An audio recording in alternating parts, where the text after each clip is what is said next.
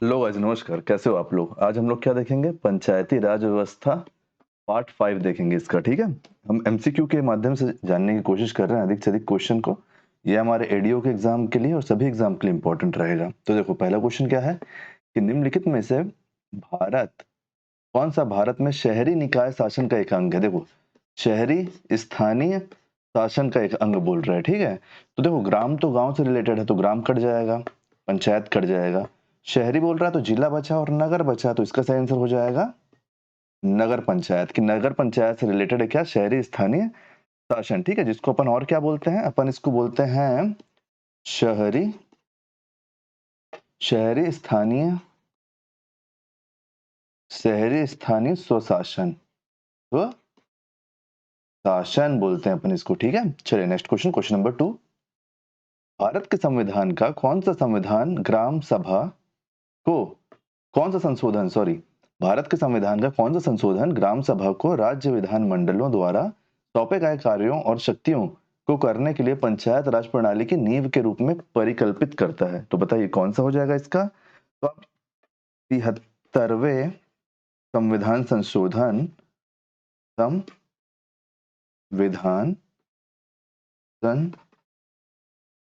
संशोधन 73वें संविधान संशोधन 1992 के अंतर्गत भाग 9 अनुच्छेद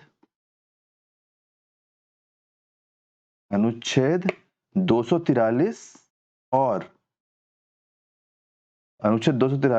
11वीं अनुसूची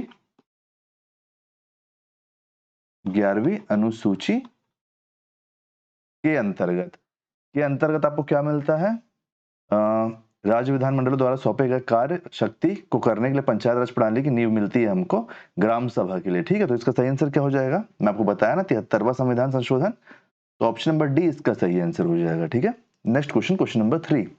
इसके पहले के जितने पार्ट है ना, 1 से लेकर 4 तक, उनकी जो प्लेलिस्ट है उसका लिंक मैं आपको डिस्क्रिप्शन में दे दूंगा, उसको आप जरूर चेक करना। क्वेश्चन नंबर 3 है हमारा, राज्य चुनाव आयोग ब्लैंक के लिए चुनाव आयोजित नहीं करता। यहाँ पे हमसे पूछ रहा है कि किसके लिए आयोजित नहीं करता है, पूछ रहा है। ठीक है, तो ऑप्शन नंबर बी आपका इसका लिए सही आंसर हो जाएगा कि राज्य विधानसभाओं के लिए चुनाव आयोग, ये आपका राज्य चुनाव आयोग राज्य विधानसभाओं के लिए सॉरी राज्य चुनाव आयोग राज्य विधानसभाओं के लिए चुनाव आयोजित नहीं करता है। क्यों नहीं करता है?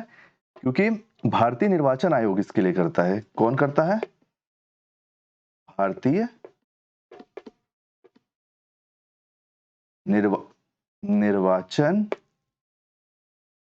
भारतीय निर्वाचन आयोग। और अगर हमसे पूछता है कि जानकारी हमको कहां मिलती है, तो हम बोलेंगे अनुच्छेद हम क्या बोलेंगे? हम बोलेंगे अनुच्छेद 324 के अनुसार। अनुच्छेद 324 के अनुसार हमको ये जानकारी मिलती है। ठीक है, चलिए नेक्स्ट क्वेश्चन है हमारा, क्वेश्चन नंबर 4 कि भारत में पंचायत अनुसूचित क्षेत्रों तक विस्तार अधिनियम पेशा अधिनियम किस वर्ष पारित किया गया था? तो ये पारित किया गया था आपका 1996 में।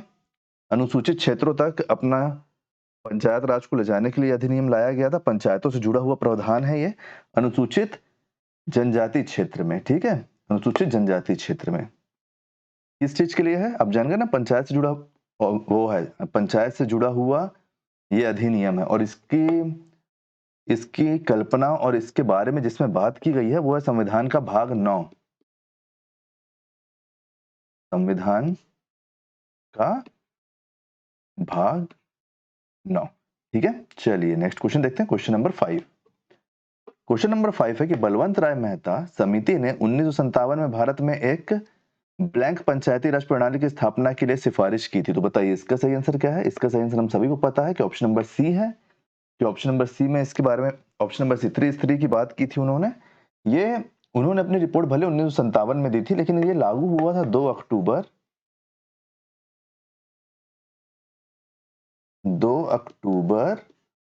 1959 को। ठीक है, 1959 को ये लागू हुआ था। और जो 3 स्तर थे वो कौन कौन से 3 स्तर थे? जो 3 स्तर थे वो कौन कौन से थे? हमेशा याद रखना आप, ग्राम, दूसरा था आपका ब्लॉक ब्लॉक या फिर मध्य बोल लो इसको, मध्य। और तीसरा क्या था आपका, जिला। इन 3 स्तर पर पंचायती राज व्यवस्था की सिफारिश की गई थी, जिसमें आपका अगर ये बोलता है ना कि अगर आपसे ये भी पूछ ले कि कहाँ लागू हुआ था, तो आप हमेशा बताओगे नागौर। पहला स्थान अगर पूछता है तो हमेशा आप क्या बोलोगे, नागौर राजस्थान। नागौर राजस्थान, ठीक है, ये हमारा सही आंसर रहेगा। चलिए next question, question number 6। Bharat के संविधान के 73वें संशोधन में ग्राम सभा के अनिवार्य निर्माण का प्रावधान किया गया है, ठीक है। 73वें संविधान संशोधन में ग्राम सभा किससे बनती है, किससे बनती है हमको ये बताना है। तो देखो, पंचायत क्षेत्र में ऑप्शन नंबर ए है, पंचायत क्षेत्र में मतदाता के रूप में पंजीकृत सभी वरिष्ठ नागरिक। ऑप्शन नंबर बी है आपका, पंचायत क्षेत्र में मतदाता के रूप में पंजीकृत सभी पुरुष सदस्य, पंचायत क्षेत्र के सभी वयस्क सदस्य, या फिर आपका क्या है, option number D. Option number D है आपका, पंचायत क्षेत्र में मतदाता के रूप में पंजीकृत वयस्क क्षेत्र। तो देखो, वयस्क की बात यहाँ भी हुई थी, लेकिन पंजीकृत सभी वयस्क बोल दिया, सभी पुरुष बोल दिया था, तो सभी पुरुष में तो बच्चे भी आ जाएंगे, तो ये गलत हो जाएगा। सभी वरिष्ठ नागरिक बोला है यहाँ पे, पंचायत क्षेत्र में मतदाता के रूप में पंजीकृत सभी वरिष्ठ नागरिक, और यहाँ पे क्या है, पंचायत मतदाता के रूप में सभी वयस्क सदस्य। वरिष्ठ में क्या हो जाएगा, वरिष्ठ में बड़े, लेकिन वयस्क में तो 18 साल के ऊपर वाले भी आएंगे ना। वरिष्ठ में कौन आ जाएगा, 60 साल तक वाले लोग, 60 साल से ऊपर के लोग, ऐसा है ना। और पंचायत क्षेत्र के सभी वयस्क सदस्य, तो ये क्यों नहीं होगा, ये इसलिए नहीं होगा क्योंकि वो पंजीकृत नहीं है। तो हमारा सबसे सुटेबल आंसर कौन सा है, सबसे सुटेबल आंसर है ऑप्शन नंबर डी। तो ऑप्शन नंबर डी हमारा सही आंसर हो जाएगा। Next question, question number 7। भारतीय संविधान के किन संशोधनों का उद्देश्य स्थानीय सरकारों को मजबूत करना और देश भर में उनकी संरचना और कामकाज में एक रूपता के तत्व सुनिश्चित करना है। तो इसका आंसर हमको, इसका आंसर तो यार बाबा आपको पता ही होना चाहिए, है ना। ऑप्शन नंबर ए होगा, 73वां और 74वां।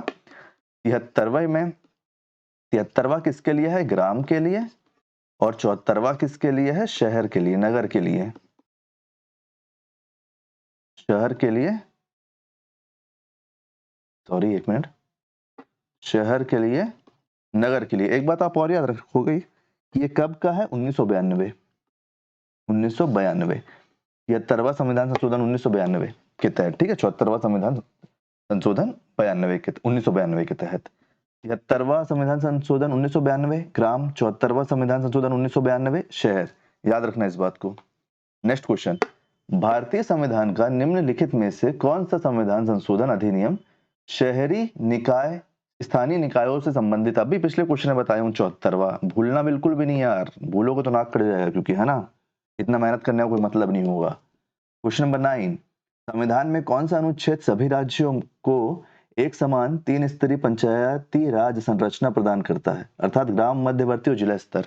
ये किस अनुच्छेद के तहत बताया गया, इसके बारे में ये हमसे पूछ रहा है, ठीक है। तो 243 बी है, तो ऑप्शन नंबर ए ही सही आंसर हो जाएगा, 243 बी, अनुच्छेद 243 बी, याद रखना, ठीक है। Next question, question number D, question number 10 कि भारतीय संविधान का कौन सा अनुच्छेद पंचायत की शक्तियों, प्राधिकारों और उत्तरदायित्वों से संबंधित है। तो देखो, ये जो अनुच्छेद है ना, इसमें पंचायती राज के लिए 29 कार्य बताए गए हैं, 29 कार्य बताए गए हैं, और इन 29 कार्य में से कितने कार्य सौंपने हैं पंचायती राज व्यवस्था को, तो वो उसका निर्धारण करेगा कौन, कोई एक तो रहेगा ना देखने वाला, तो वो रहेगा राज्य विधानमंडल, राज्य विधान मंडल। आप इस बात को भी याद रखना, ठीक है। चलिए, तो हम इसका आंसर देख लेते हैं सही, कि भारतीय संविधान का कौन सा अनुच्छेद पंचायत की शक्तियों, प्राधिकार और उत्तरदायित्वों से संबंधित है। तो ऑप्शन नंबर डी इसका सही आंसर हो जाएगा, 243 जी। तो उम्मीद करता हूँ कि सारे 10 क्वेश्चन आपको समझ में आए होंगे। इसके पहले के पार्ट का जो प्लेलिस्ट है उसका लिंक मैं आपको डिस्क्रिप्शन में दे दूंगा। रीजनिंग का पीवाईक्यू चल रहा है, सीजीव्यापम और सीजीपीएससी में आए हुए क्वेश्चन के टॉपिक वाइज। सीजीपीएससी के एग्जाम के लिए आपका जो ग्राफ के जितने क्वेश्चन आए हैं वो चल रहे हैं। मैथ का आपका पीवाईक्यू चल रहा है, प्रैक्टिस सेट चल रहा है। छत्तीसगढ़ हिस्ट्री, इंडियन हिस्ट्री, दोनों के जितने भी क्वेश्चन सीजीव्यापम सीजीपीएससी में आए थे उसके पीवाईक्यू चल रहे हैं। इन सभी के लिए आप चैनल के पेज पे जरूर विजिट कीजिए, शिवनाथ सीजीव्यापम हब। और अगर ये वीडियो आपको पसंद आया तो वीडियो को लाइक कीजिए, वीडियो को शेयर कीजिए, आने वाले वीडियो के लिए चैनल बने रहिए, चैनल को सब्सक्राइब कीजिए। Thank you.